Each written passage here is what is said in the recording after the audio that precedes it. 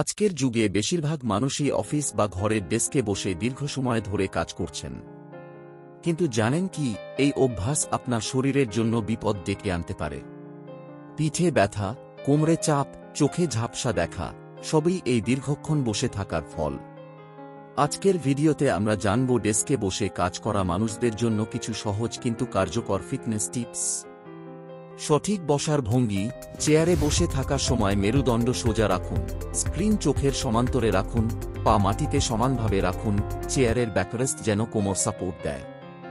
প্রতি ঘন্টায় একবার উঠুন, প্রতি ৪৫ থেকে ৬০ মিনিট পর পর চেয়ার থেকে উঠে দাঁড়ান, ১ থেকে ২ মিনিট হাঁটুন, হালকা স্ট্রেচিং করুন। অফিসে থাকলে ওয়াশরুম পর্যন্ত হেঁটে যান বা ফাইল হাতে করে কিছুক্ষণ দাঁড়িয়ে কাজ করুন।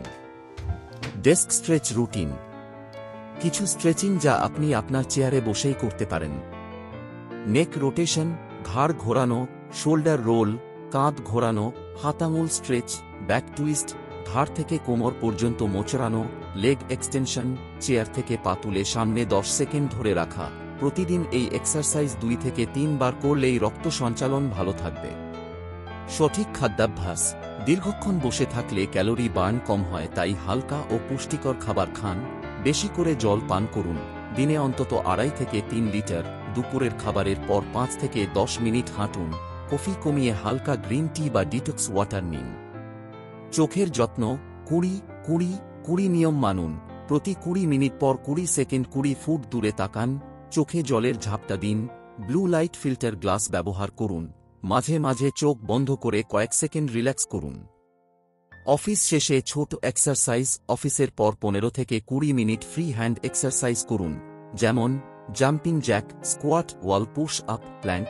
যদি সম্ভব হয়, লিফট এড়িয়ে সিঁড়ি ব্যবহার করুন। ডেস্কে কাজ করতে করতেই আপনি ফিট থাকতে পারেন, শুধু দরকার সঠিক রুটিন ও সচেতনতা।